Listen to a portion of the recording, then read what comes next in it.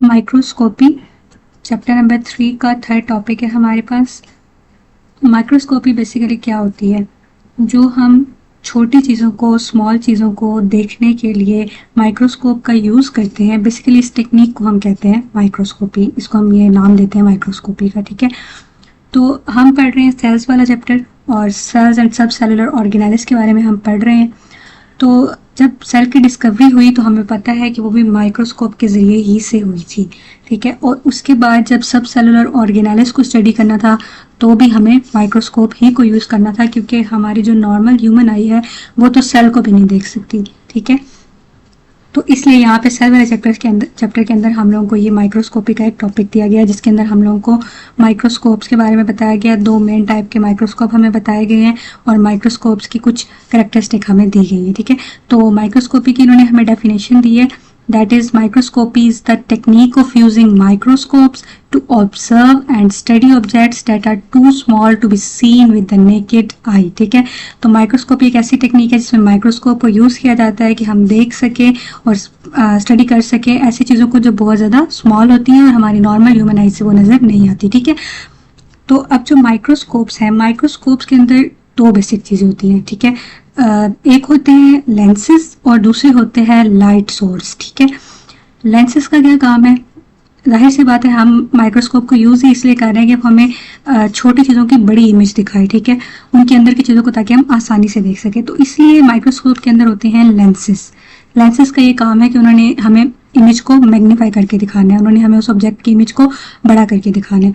दूसरे होते हैं लाइट सोर्स, ठीक है। लाइट और electron beams as a light source use होती हैं। ये जो इलेक्ट्रॉन बीम्स हैं ये भी लाइट का सोर्स होती हैं, ठीक है। तो इनका क्या काम होता है? इनका काम होता है जस्ट वो इल्यूमिनेट करना, यानी कि रोशनी प्रोवाइड करना। जब हम एक चीज़ को बड़ा करके देख रहे हैं, ठीक है, तो अगर वो अच्छी तरह से उसकी इल्यूमिनेशन हुई होगी, ठीक है, अच्छी तरह इल्यूमिनेटेड होगा तो हमें उसकी जो इमेज है वो क्लियर नजर आएगी, ठीक है। तो 2 मेन चीज़ें होती है माइक्रोस्कोप के अंदर, one is lenses and the second one is light source और इल्यूमिनेटिंग सोर्स, जिसमें हमारे पास एक तो लाइट ही आ जाती है, नॉर्मल लाइट, और दूसरा हमारे पास जो इलेक्ट्रॉन बीम है वो एज अ लाइट यूज़ करते हैं हम, ठीक है।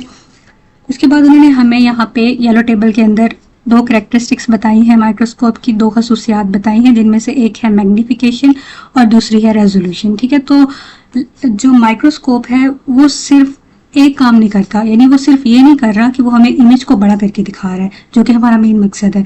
अगर हमारे पास कोई चीज़ है और हम उसकी इमेज को जूम करते जा रहे हैं, ठीक है, अगर हम उसको जूम कर रहे हैं, हम उसको बहुत ज़्यादा जूम कर देंगे तो क्या होगा? बहुत ज़्यादा जूम करने पे इमेज जो है वो ब्लर हो जाती है, ठीक है, हमें वो साफ नज़र नहीं आती।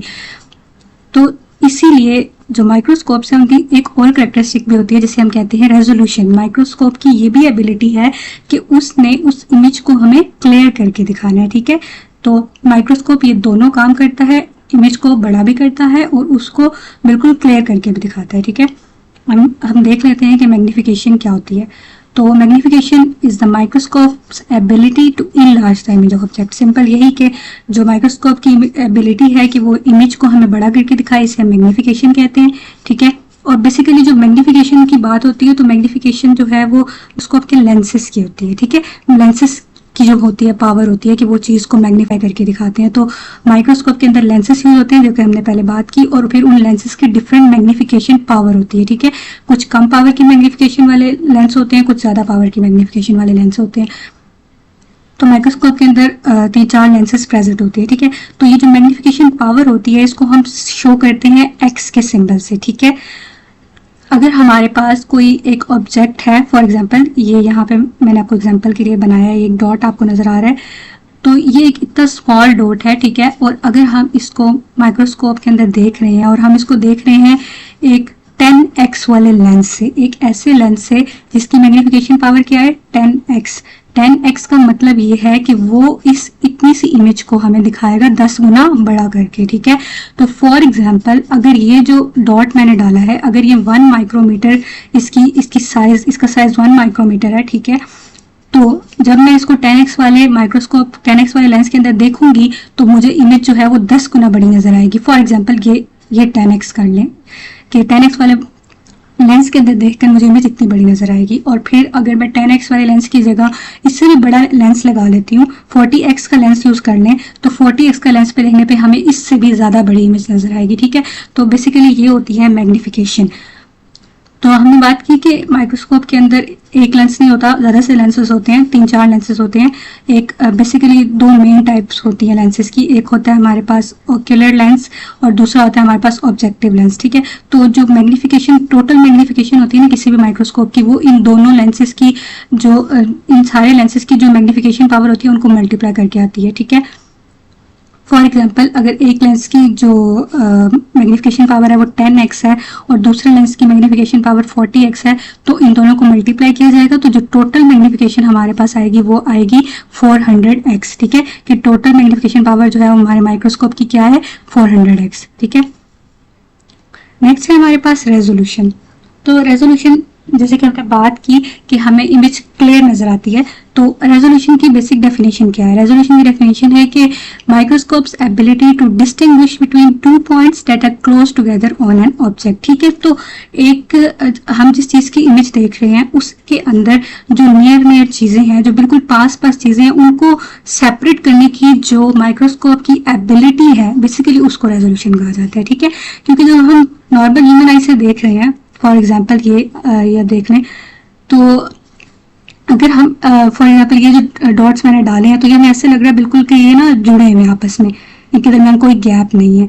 लेकिन जब हम इसे माइक्रोस्कोप के अंदर देखेंगे तो डिफरेंट माइक्रोस्कोप्स की डिफरेंट एबिलिटी है कि वो इनके दरमियान में किस हद तक वो हमें इसकी इमेज को क्लियर करके दिखा सकता है। तो माइक्रोस्कोप में जब हम देखेंगे तो हमें ये दोनों जो है ये डिफरेंट पॉइंट्स नजर आएंगे। ठीक है, तो यहाँ पे ये माइक्रोस्कोप इन दोनों की बाउंड्रीज को हमें सेपरेट करके दिखाएगा। बिल्कुल हमें ऐसे लगेगा कि ये दोनों जो है बिल्कुल ऐसे हैं, जैसे ये दोनों डॉट्स एक दूसरे से सेपरेट हुए हैं ना, तो ये वाले डॉट्स भी हम लोग को माइक्रोस्कोप में देखने पे ऐसे नजर आएंगे। ठीक है, तो जितनी ज़्यादा किसी माइक्रोस्कोप की रेजोल्यूशन पावर होगी उतना ही हमें वो फाइनर डिटेल्स दिखाएगा, उतनी ही हमें वो क्लियर डिटेल्स दिखाएगा सेल के अंदर की। तो अब जो हमारी ह्यूमन आई है, ह्यूमन आई, उसकी जो रेजोल्यूशन है वो है 0.1 मिलीमीटर। ठीक है, 0.1 इंटू 10⁻³ मीटर। तो मिली जो होता है ये 10⁻³ के इक्वल होता है। ये हमारी ह्यूमन आई, यानी कि अगर किसी दो पॉइंट्स के दरमियान में 0.1 mm का गैप होगा, 0.1 mm या उससे ज्यादा का गैप होगा, तो वो उनके दरमियान डिफरेंस कर सकती है। लेकिन अगर 0.1 mm से कम का गैप होगा तो जो हमारी ह्यूमन आई है उसको वैसे लगेगा कि ये दोनों पॉइंट सेम ही हैं। और जबकि हम बात करें लाइट माइक्रोस्कोप की, तो लाइट माइक्रोस्कोप की जो रेजोल्यूशन पावर होती है वो 250 नैनोमीटर होती है, या फिर हम इसको 0.5 माइक्रोमीटर भी कहते हैं। नैनो का मतलब होता है 10⁻⁹, जबकि माइक्रो का मतलब होता है 10⁻⁶। ठीक है, तो ये कन्वर्जन होती है बेसिकली 250 नैनोमीटर और जो 0.5 माइक्रोमीटर होगा वो दोनों एक दूसरे के इक्वल होंगे। 0.2 माइक्रोमीटर ये दोनों एक दूसरे के इक्वल ही होंगे।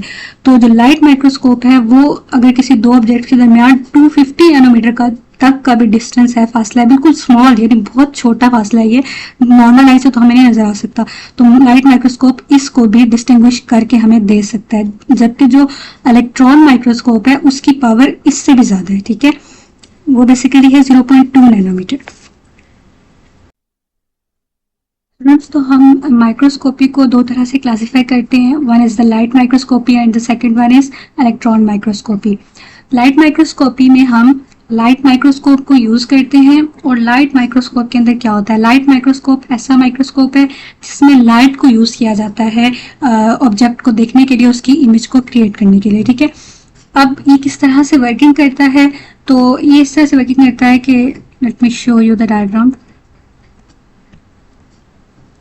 ये हमारे पास जो है ये लाइट माइक्रोस्कोप की इमेज है। ठीक है, तो ये होता है लाइट माइक्रोस्कोप। इसके बेसिक पार्ट्स मैंने हमें बताए हैं। ठीक है, सबसे पहले ये जो यहाँ पे होता है सबसे ऊपर वाला पॉइंट, यहाँ से हम लोग बेसिकली देख रहे होते हैं। ठीक है, यहाँ से हमने देखते हैं इसको बेसिकली हम आई पीस कहते हैं या फिर इसको ऑक्यूलर लेंस भी कहते हैं। तो ये लेंस होता है। ठीक है, और उसके बाद यहाँ पे ये इसकी आर्म है माइक्रोस्कोप की। ठीक है, ये माइक्रोस्कोप की बेस है।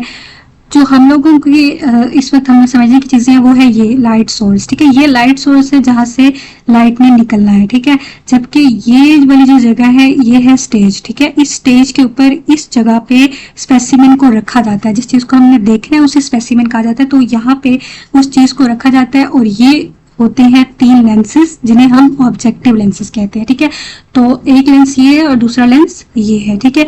तो यहाँ से हम लोग यहाँ पे ऑब्जेक्ट को रखते हैं, यहाँ से लाइट आ रही होती है ऑब्जेक्ट के ऊपर, तो यहाँ से फिर हम लोग को पहले इस लेंस के अंदर इमेज बनती है और फिर उसके बाद इस लेंस में इमेज बनती है और वो हमारी आई के अंदर हमें इमेज दिखती है, ठीक है। तो ये बेसिकली मैंने वर्किंग प्रिंसिपल हमें यहाँ पे इसका दिया हुआ है, इसको अच्छी तरह से समझ लें आप कि ये है हमारा लाइट सोर्स, ओके, ठीक है। लाइट सोर्स ऊपर ये कंडेंसर लगा हुआ है, ये लाइट सोर्स यहाँ होता है ना, इसके ऊपर कंडेंसर लगा होता है और ये इसलिए होता है कि ये जो लाइट होती है ना उसको फोकस कर रहा होता है डायरेक्ट स्पेसिमेन के ऊपर, हमारे सैंपल के ऊपर जिसको हमने देखना है, ठीक है। तो यहाँ से लाइट पड़ेगी स्पेसिमेन के ऊपर, आगे लगा होगा ऑब्जेक्टिव लेंस। सबसे पहले यहाँ से जब लाइट गुजरेगी स्पेसिमेन के अंदर से गुजरेगी तो उसकी इमेज बनेगी इस ऑब्जेक्टिव लेंस के ऊपर। ये जो ऑब्जेक्टिव लेंस है उसको इनलार्ज करेगा, ठीक है, उसको बड़ा करेगा और उसके बाद वो दोबारा ये ऑक्यूलर लेंस जो है ये उसकी उससे भी बड़ी इमेज दिखाएगा और वो इमेज बनेगी हमारी आई के अंदर और हमें वो जो हम सैंपल देख रहे थे हमें वो बड़ा होके दिखाई देगा और वो क्लियर दिखाई देगा, ठीक है। तो यहाँ पे उन्होंने यही बताया कि लाइट जो है वो पास करती है ऑब्जेक्ट के अंदर से और फिर इसके बाद वो 2 ग्लास के लेंसेज से पास करती है, ठीक है। एक लेंस उसकी बड़ी इमेज करता है और जो दूसरा लेंस है वो उससे भी बड़ी इमेज करके हमें दिखाता है और इन इस ऑब्जेक्ट के थ्रू ऑब्जेक्ट से पास करने के बाद यानी ऑब्जेक्ट यानी जो सैंपल है हमारा उससे पास करने के बाद और लेंसेज से पास करने के बाद जो लाइट है वो जो है वो क्लियर इमेज बनाती है हमारी आई के अंदर, यानी हमारी आई के अंदर हम लोगों को उसकी क्लियर इमेज दिखाई देती है, ठीक है। तो जो हमारी लाइट माइक्रोस्कोप है इसकी मैग्निफिकेशन पावर होती है 1500x, यानी ये इमेज को 1500 गुना बड़ा करके दिखा सकता है हमें, ठीक है। ये इसकी मैग्निफिकेशन पावर है लाइट माइक्रोस्कोप की और जो इसकी रेजोल्यूशन पावर है या रिजॉल्वेंट पावर है वो है 0.2 माइक्रोमीटर, जिससे हमने ऊपर 250 नैनोमीटर भी कहा था, ठीक है। तो ये दोनों एक दूसरे के इक्वल है। तो 0.2 माइक्रोमीटर है, इसका क्या मतलब है कि ये 0.2 माइक्रोमीटर का अगर कोई ऑब्जेक्ट है उस ऑब्जेक्ट्स हैं उनको हमें डिफ्रेंशिएट करके दिखा सकता है, लेकिन अगर 0.2 माइक्रोमीटर से स्मॉल का डिस्टेंस हो उनके दरमियान तो वो उन ऑब्जेक्ट्स को हमें नहीं दिखाएगा, ठीक है। उसके बाद हमें इन्होंने एडवांटेज दिया हुआ है लाइट माइक्रोस्कोप का। लाइट माइक्रोस्कोप जो है ये हम लोगों को लिविंग ऑर्गेनिजम्स को देखने के लिए यूज हो सकते हैं। लिविंग ऑर्गेनिज्म यानी जो इस वक्त अलाइव है, ठीक है, जिनको मारा नहीं गया, उनको देखने से पहले उनको किल नहीं किया गया, उनको हम लाइव ही देख रहे हैं, ठीक है। तो ये जो लाइट माइक्रोस्कोप है इसमें देखा जा सकता है इस तरह।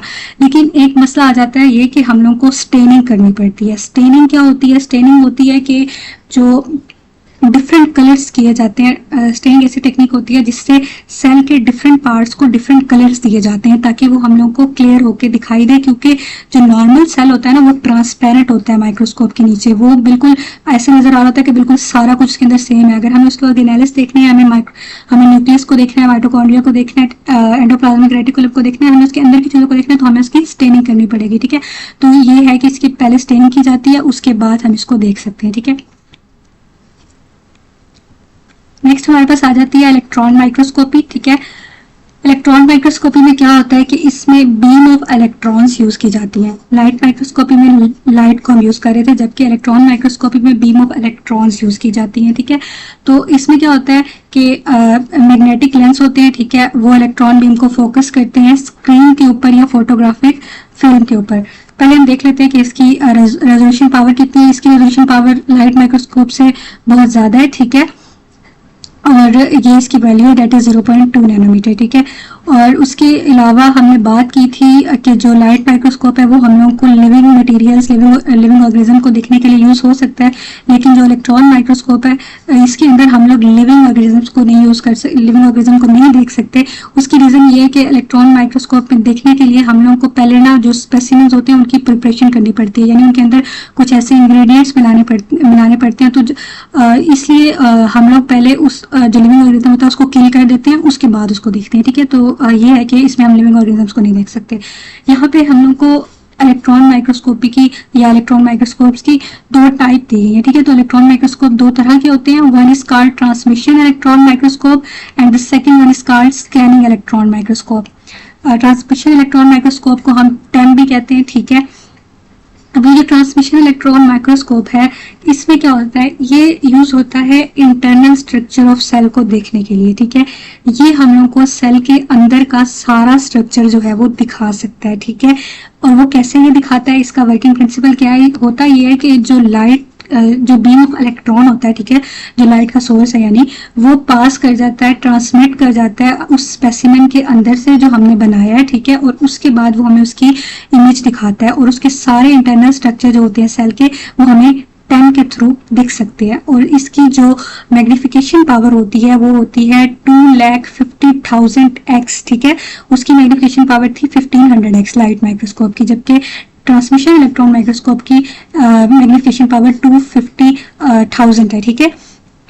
उसके बाद आ जाता है हमारे पास स्कैनिंग इलेक्ट्रॉन माइक्रोस्कोप। तो जो स्कैनिंग इलेक्ट्रॉन माइक्रोस्कोप है, ये हमें इंटरनल स्ट्रक्चर की इमेज नहीं दिखाता, ये हमें सिर्फ दिखाता है सरफेस की इमेज, सिर्फ ऊपरी सतह की, ठीक है, सरफेस ऑफ सेल की इमेज हमें दिखाता है।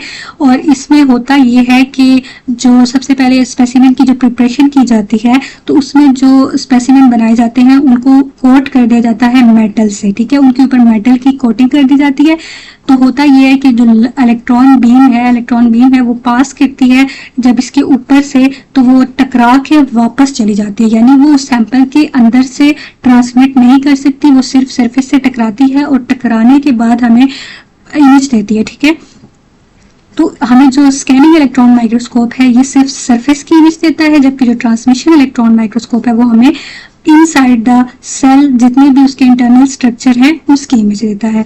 अब स्कैनिंग इलेक्ट्रॉन माइक्रोस्कोप जो है, इसकी हमारे पास मैग्निफिकेशन पावर होती है 1 लाख टाइम्स, ठीक है, 100,000 टाइम्स। तो जो ट्रांसमिशन इलेक्ट्रॉन माइक्रोस्कोप है उसकी magnification power scanning electron microscope से ज्यादा है। ये हमारे पास मैंने इलेक्ट्रॉन माइक्रोस्कोप की इमेज दी गई है, ठीक है। तो इसमें होता ये है कि यहाँ पे स्पेसिमेन को रखा जाता है और जो इमेज हमें मिलती है वो हमें कंप्यूटर में मिलती है, ठीक है। यहाँ पे इन्होंने हम लोग को वर्किंग प्रिंसिपल दिए हुए हैं, ठीक है, स्कैनिंग इलेक्ट्रॉन माइक्रोस्कोप का और ट्रांसमिशन इलेक्ट्रॉन माइक्रोस्कोप का।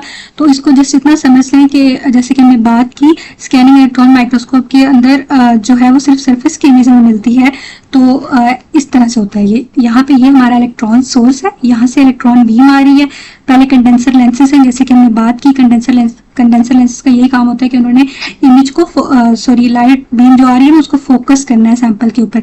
तो फिर वो पास करते हैं अपर्चर से, स्कैनिंग कॉइल से, ऑब्जेक्टिव लेंस से, ठीक है, उसके बाद इलेक्ट्रॉन डिटेक्टर से। तो ये एंड पे यहाँ पे सैंपल पड़ा होता है, इस सैंपल से आके इलेक्ट्रॉन बीम टकराती है, ठीक है। हमने बात की कि ये जो सैंपल है ये किससे कोटेड है, मेटल से कोटेड होता है। जब यहाँ पे इलेक्ट्रॉन टकराते हैं तो यहाँ से फिर वो टकरा के वापस डिटेक्टर की तरफ जाते हैं। डिटेक्टर का क्या काम होता है कि उन्होंने इन इलेक्ट्रॉन्स को डिटेक्ट करना है जो टकरा के वापस आए हैं, और इन इलेक्ट्रॉन्स ने आगे जाके इमेज हमें प्रोवाइड करनी है कंप्यूटर के अंदर, ठीक है। तो ये हो गया हमारा स्कैनिंग इलेक्ट्रॉन माइक्रोस्कोप, ठीक है, इसका वर्किंग प्रिंसिपल। जबकि जो हमारे पास ट्रांसमिशन इलेक्ट्रॉन माइक्रोस्कोप है उसके अंदर क्या होता है, उसमें ये इलेक्ट्रॉन सोर्स है, यहाँ से इलेक्ट्रॉन बीम आ रही है, ठीक है, कंडेंसर लेंसेज से पास करेगी। अपर्चर कहते हैं किसी भी स्मॉल से होल को जहाँ से वो डायरेक्ट पास करके सैंपल पे पड़ेगी लाइट, ठीक है, या जहाँ से वो बिल्कुल एक clear single beam, fine beam नजर आएगी। तो यहाँ से ये सैंपल के ऊपर पड़ेगी, यहाँ पे सैंपल है, ठीक है। उसके बाद यहाँ पे ऑब्जेक्टिव लेंस है, अपर्चर्स है, इंटरमीडिएट लेंस है, प्रोजेक्टिव लेंस है, और एंड पे यहाँ पे स्क्रीन होगी या कैमरा होगा जिसके ऊपर हम लोग को इस सैंपल की इमेज मिलेगी। तो हम लोग को ये बात समझ में आ गई कि स्कैनिंग इलेक्ट्रॉन माइक्रोस्कोपी में क्या होता है, स्कैनिंग इलेक्ट्रॉन माइक्रोस्कोप में क्या होता है और ट्रांसमिशन इलेक्ट्रॉन माइक्रोस्कोप में क्या होता है। और स्कैनिंग में सिर्फ सरफेस की इमेज हमें मिलेगी, जबकि ट्रांसमिशन में हम लोग को इंटरनल स्ट्रक्चर की इमेज जो है वो मिलेगी, ठीक है। अब इन्होंने हम लोगों को यहाँ पे डिफरेंस दिया है, और ये एक बहुत इंपॉर्टेंट क्वेश्चन है, इलेक्ट्रॉन माइक्रोस्कोप और लाइट माइक्रोस्कोप का डिफरेंस, ठीक है। तो स्टूडेंट्स, जब भी आपको डिफरेंस का क्वेश्चन आए तो आपने जो जितने भी पॉइंट्स होंगे कोशिश करें कि इन सारे पॉइंट्स के ऊपर हेडिंग दे के लिखें, ठीक है। तो पहले जो हमारी ये जो फर्स्ट पॉइंट है इसके ऊपर हमारी हेडिंग आ जाएगी इल्यूमिनेटिंग सोर्स, ठीक है, यानी लाइट सोर्स जो है, लाइट माइक्रोस्कोप के अंदर लाइट ही हमारा इल्यूमिनेटिंग सोर्स है। और ये लाइट बेसिकली ये होती है विजिबल लाइट। विजिबल लाइट ऐसी लाइट होती है जो हमें नॉर्मली दिख रही होती है, जैसे कि ये जो नॉर्मल लाइट्स घर में लगी होती है, ठीक है, ये वाली लाइट्स, ठीक है, इनकी जो वेवलेंथ होती है ना वो 400 से 700 नैनोमीटर की होती है। तो ये इस रेंज में आती है जिसको हमारी जो आई है वो देख सकती है, तो इसको विजिबल लाइट कहते हैं बेसिकली। तो यहाँ पे विजिबल लाइट है हमारा इल्यूमिनेटिंग सोर्स, जबकि इलेक्ट्रॉन माइक्रोस्कोप के अंदर हमारा सोर्स क्या होगा, इलेक्ट्रॉन बीम्स। और इलेक्ट्रॉन बीम की जो वेवलेंथ होती है वो अप्रोक्सीमेटली 1 नैनोमीटर होती है, तो ये बहुत कम है लाइट माइक्रोस्कोप से। तो हमारी पहली हेडिंग हो जाएगी इल्यूमिनेटिंग सोर्स की। दूसरी हेडिंग हम देंगे मैग्निफिकेशन की, ठीक है। तो magnification of light microscope lower than electron microscope, और इसकी होगी कितनी value, about 500x to 1500x। हमने बात की थी कि लाइट माइक्रोस्कोप की मैग्निफिकेशन पावर 1500x होती है, ठीक है। और इसी तरह जो इलेक्ट्रॉन माइक्रोस्कोप है उसकी मैग्निफिकेशन हायर होगी लाइट माइक्रोस्कोप की निस्बत, ठीक है। जैसे कि हमने ऊपर बात की कि अप टू 1 लाख और 2.5 लाख तक बड़ी इमेज जो है वो हमें मिलती है। उसके बाद आ जाएगी हमारे पास थर्ड हेडिंग जो कि है रेजोल्यूशन की, ठीक है। तो लाइट माइक्रोस्कोप की जो रेजोल्यूशन है वो कम है as compare to electron microscope, और इसकी वैल्यू है 0.2 माइक्रोमीटर, ठीक है। और जो हमारे पास इलेक्ट्रॉन माइक्रोस्कोप है उसकी रेजोल्यूशन हाई है लाइट माइक्रोस्कोप की निस्बत, और जो इसकी रेजोल्यूशन पावर है उसकी वैल्यू है 0.2 नैनोमीटर। तो स्टूडेंट ये जो वैल्यूज है आप कोशिश करें इन्हें याद रखें। इलेक्ट्रॉन माइक्रोस्कोप की है 0.2 नैनोमीटर, लाइट माइक्रोस्कोप की है 0.2 माइक्रोमीटर, जबकि जो ह्यूमन आई है उसकी है 0.2 मिलीमीटर, हमने ऊपर पढ़ा था। नेक्स्ट हमारे पास हेडिंग आ जाएगी स्पेसिमेंस की, ठीक है, कि हम लोग को कौन से स्पेसिमेंस दिख सकते हैं। तो both live and dead specimens can be seen through light microscope. हमने बात की कि लाइट माइक्रोस्कोप हम लोग को लिविंग ऑर्गेनिज्म की इमेज दिखा सकता है, लिविंग की भी दिखा सकता है और डेड की भी दिखा सकता है। और जो इलेक्ट्रॉन माइक्रोस्कोप है only dead and the dried specimen can be seen, सिर्फ जो डेड स्पेसिमेंस होते हैं और जो ड्राइड स्पेसिमेन उनको ड्राई किया जाता है बेसिकली, उनकी जब प्रिपरेशन की जाती है तो सिर्फ वही दिख सकते हैं इलेक्ट्रॉन माइक्रोस्कोप में, हम सिर्फ उनको ही देख सकते हैं, ठीक है। फिफ्थ हेडिंग आ जाएगी स्पेसिमेन प्रिपरेशन की, ठीक है। स्पेसिमेन जो प्रिपेयर किया जाता है इन दोनों में देखने के लिए, स्पेसिमेन बेसिकली सैंपल है जिसको हमने देखना है माइक्रोस्कोप के अंदर, ठीक है। तो उसकी प्रिपरेशन ये तो नहीं होता है कि नॉर्मली ऐसे ही आपने कोई और लिविंग ऑर्गेनिज्म उठाया और आपने आके रख दिया माइक्रोस्कोप के अंदर, आप देखने लगे। बेसिकली प्रिपरेशन की जाती है पहले। तो जो लाइट माइक्रोस्कोप से देखने हमने कहा कि हम लिविंग ऑर्गेनिज्म को देख सकते हैं, तो इसमें जो स्पेसिफिक स्पेसिमेन प्रिपरेशन है जस्ट फ्यू मिनट्स लेती है, यहाँ पे ज़्यादा से ज़्यादा 1 घंटा ले लेंगी, इससे ज़्यादा टाइम नहीं लगता स्पेसिमेन को प्रिपेयर करने के लिए, तो हम जल्दी से इमेज को देख सकते हैं। लेकिन जो इलेक्ट्रॉन माइक्रोस्कोप है इसमें सेवरल डेज लग जाते हैं सिर्फ स्पेसिमेन को प्रिपेयर करने में, क्योंकि हम पहले उसे किल करेंगे, फिर उसके अंदर जो हमने इंग्रेडिएंट्स ज़रूरत के डालने हैं वो डालेंगे, फिर हम उसको देखेंगे, ठीक है। उसके बाद हमारे पास जो 6th हेडिंग आएगी वो आएगी इमेज की, ठीक है, कि इमेज जो है वो कहाँ बनती है। तो जो लाइट माइक्रोस्कोप है इसमें इमेज बनेगी ऑक्यूलर लेंस पे, ठीक है। हमने बात की थी ऑक्यूलर लेंस वो होता है जहाँ से हम लोग अपनी आई से देख रहे होते हैं, जिसको हमने आई पीस भी कहा था। तो इमेज बनती है ऑक्यूलर लेंस पे हमारी आई के अंदर, ठीक है। स्क्रीन यहाँ पे नहीं चाहिए होती, जबकि हमने अभी जब इलेक्ट्रॉन माइक्रोस्कोप को देखा तो वहां पे हम लोगों को स्क्रीन नजर आई थी, ठीक है। हम लोग को स्क्रीन नजर आई थी जिसपे हम लोग की इमेज जो है वो बनी थी। बेसिकली ये हमारे पास स्क्रीन है ये वाली। ट्रांसमिशन इलेक्ट्रॉन माइक्रोस्कोप के अंदर यहाँ पे फ्लोरेसेंट स्क्रीन या कैमरा होता है, जबकि जो ट्रांसमिशन इलेक्ट्रॉन माइक्रोस्कोप है तो उसमें हम लोग को डायरेक्ट कंप्यूटर के अंदर इमेज मिलती है, ठीक है। तो ये जो image is received on A zinc sulphate fluorescent screen, तो जिंक सल्फेट की फ्लोरेसेंट स्क्रीन होती है, उसके ऊपर जो है हमें इलेक्ट्रॉन माइक्रोस्कोप की इमेज मिलती है, ठीक है। तो स्टूडेंट्स ये जो लाइट माइक्रोस्कोप होते हैं बेसिकली नॉर्मल हॉस्पिटल्स के अंदर अगर किसी का ब्लड टेस्ट हो और माइक्रोस्कोप के अंदर जो माइक्रोस्कोप हॉस्पिटल्स में यूज किया जाता है बेसिकली वो लाइट माइक्रोस्कोप होता है। बाकी जो इलेक्ट्रॉन माइक्रोस्कोप है इसको मोस्टली रिसर्चर्स यूज करते हैं रिसर्च के अंदर। तो इस वाले टॉपिक के अंदर से एक तो ये क्वेश्चन बहुत ज़्यादा इंपॉर्टेंट है, इलेक्ट्रॉन माइक्रोस्कोप और लाइट माइक्रोस्कोप का जो डिफरेंस है, ठीक है।